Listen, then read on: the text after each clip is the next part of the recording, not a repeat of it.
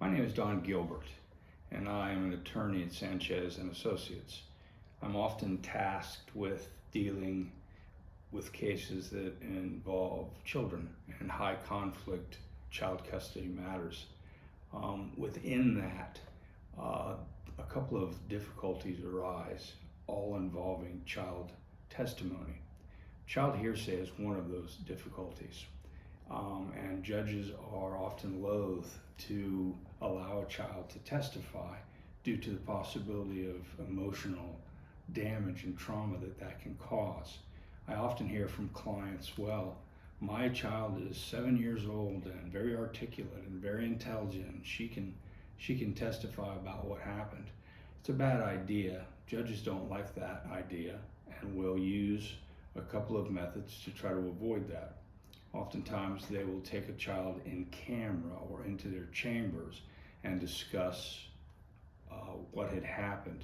That prevents the child from having to be placed between the two parents and choose or testify against one of them, which will very possibly cause moderate to severe emotional damage.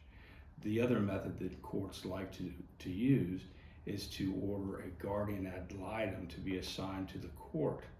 When they do this, the guardian can be involved in an investigation, can be involved with the child, and oftentimes the court will allow the guardian to testify to the child hearsay or to what the child would say.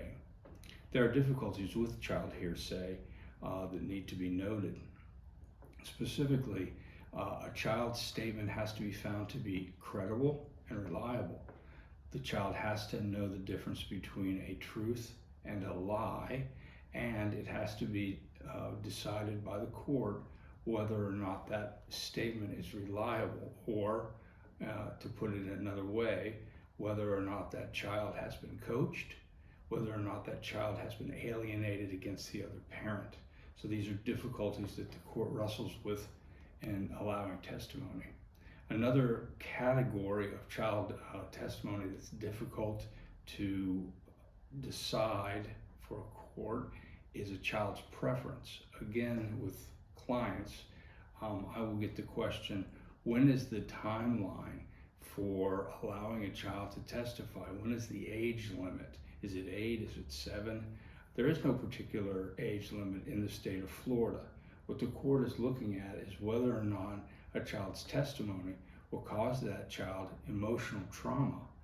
And if that's the possibility, they will revert back to using a guardian or perhaps not allowing the testimony at all.